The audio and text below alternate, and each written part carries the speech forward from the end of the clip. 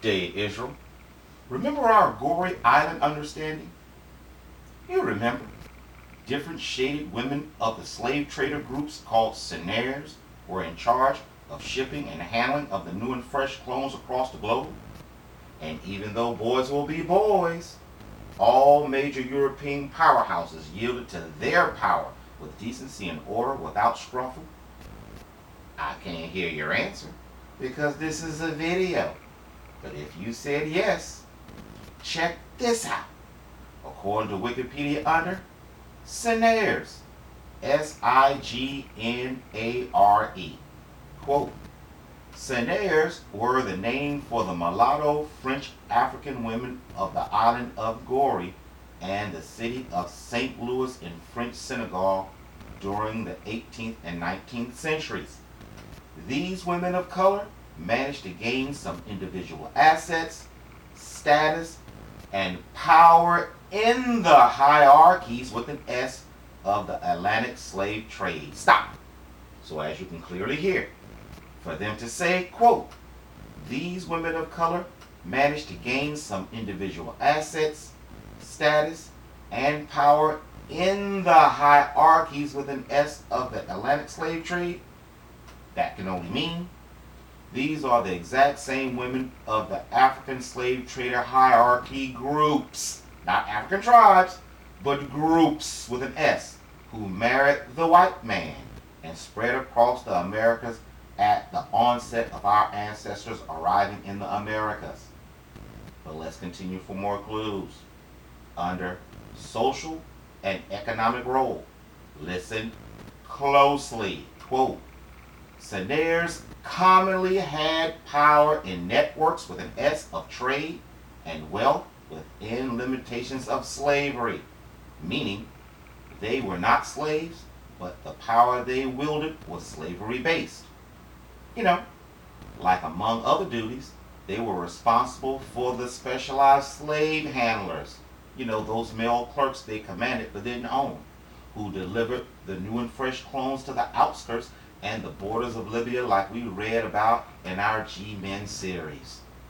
Now listen up for a nothing new under the sun moment. Quote, the influence held by these women led to changes in gender roles in the family structure archetype. What? Let me read that again.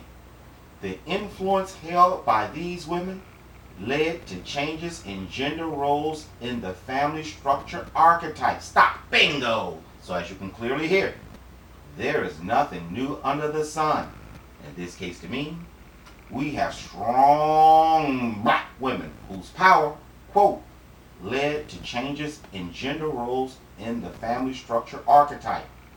To me, that can only mean the white man didn't realize he was dealing with an animal, not to be taken lightly. Once she had a grip and squeezed it tightly, he was in line for such a killer kiss that it clouded his sight like the morning mist. But no compassion the minute after he's her slave, possessed by her to make sure she stays paid.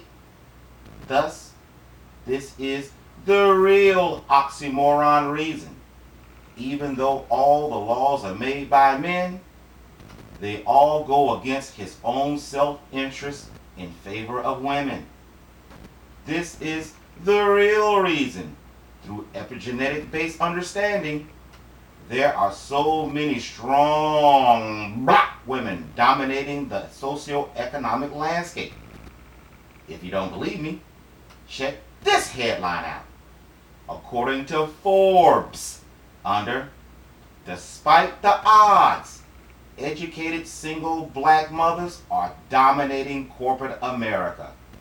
May 31st, 2019. Saying that, this is the real reason why the scripture interchanged our oppressors, yet wrote it as though they were still the same. And because my noble duty as a champion of women is in effect, through epigenetic-based understanding, the scriptures attest the daughters of Zion, of modern Zion, are now incurably cruel. The reason?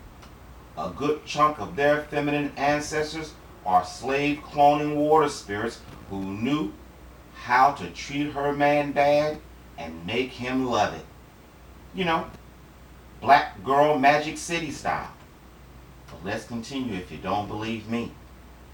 Listen closely. Quote, the influence held by these women led to changes in gender roles in the family structure archetype. Some owned masses of land as well as slaves. European merchants and traders, especially the French and British, would settle on coastal societies inhabited by Senars in order to benefit from the increased proximity to the sources of African commerce. Stop. Bingo! Why bingo with a laughter, you ponder? Well, first, I don't know about you, but to me, it sure sounds like the white man was bewitched by beautiful, promiscuous black women, and for dirty carnal satisfaction and filthy lucre's sake, to seal the deal, European merchants and traders would set up shop on coastal cities where the water spirits operated.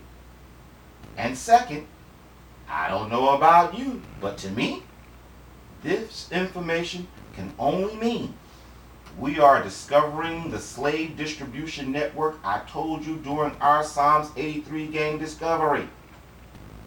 You remember when we deduced the wording of their pledge indicated they already knew of an existing operation that would remove us far from our borders, not think of one on the fly. But let's continue for more clues, shall we? Letting the beat rock so it can soak in. Listen closely. Quote, the earliest of these merchants were the Portuguese.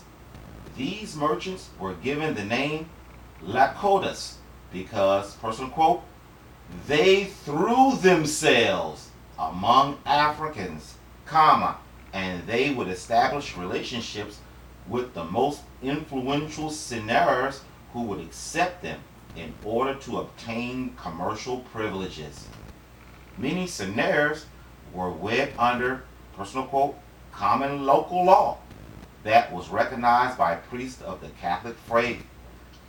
These marriages were for economic and social reasons. Both Seners and their husbands gained from their partnership. Listen up, listen up. Europeans passed their names down to the offspring and with it their lineage. Pray, pounce, become, play, all in one scoop. Let's keep going. Quote, when some of the Seners became too powerful, what? When some of the Seners became too powerful, leaders like the Portuguese crown sought ways to remove the women from their wealth. An example of this appears with Biblia Valdefranca. She was a prominent Sener who over the years accumulated a lot of wealth and slaves. Due to her power, the crown sought to criminalize her name. However, once they realized that she was too powerful and too influential, stop right there, stop, off the cuff.